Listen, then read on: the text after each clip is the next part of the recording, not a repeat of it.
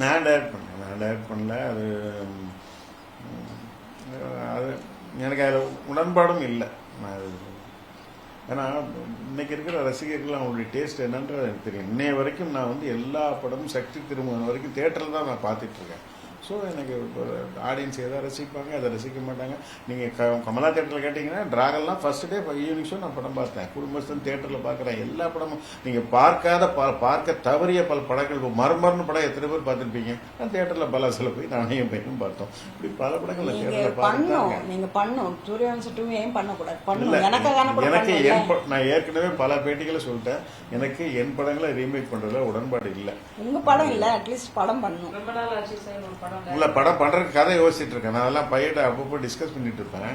அவன் ரொம்ப அழகா இருக்குப்பா ஃபுல்லா டெவலப் பண்ணிடுறான். கொஞ்சம் சில அழகா வரும், கொஞ்சம் ஸ்ட்ரக் ஆகி நிற்கும். அது எல்லா கிரியேட்டர்ஸுக்கும் உண்டான ப்ராப்ளம் தான்.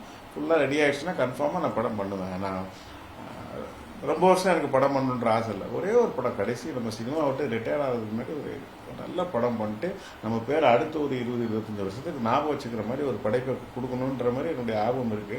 இது எல்லா கிரியேட்டர்ஸுக்கும் இருக்கு. நிச்சயமா நல்ல படம் பண்ணுவேன். என்னுடைய முதல் படம் அப்போ உங்களுக்கு எல்லாம் தெரிஞ்சிருக்காது இல்லை, எல்லாருமே அப்போ பிறந்திருக்க மாட்டீங்கன்னு நினைக்கிறேன். புது வசந்தம் அப்போ வந்து அது மிகப்பெரிய ஒரு ட்ரெண்ட் செட்டராக இருந்தது. அதில் எனக்கு அப்படி ஒரு அந்த படத்தில் கிடைச்ச ஒரு பப்ளிசிட்டி பார்த்தீங்கன்னா, ஒரு ஹீரோவுக்கு உண்டான ஒரு பப்ளிசிட்டி எனக்கு கிடைச்சது அந்த ஒரு படத்தில். ஒரு டைரக்டர் விக்ரமன்ற ஒருத்தருக்கு அந்த மாதிரி ஒரு நல்ல வித்தியாசமான எல்லாராலையும் பேசப்படுற கமர்ஷியலாகவும் ஹிட் ஆகக்கூடிய ஒரு படத்தை நிச்சயமாக நான் பண்ணுவேன்.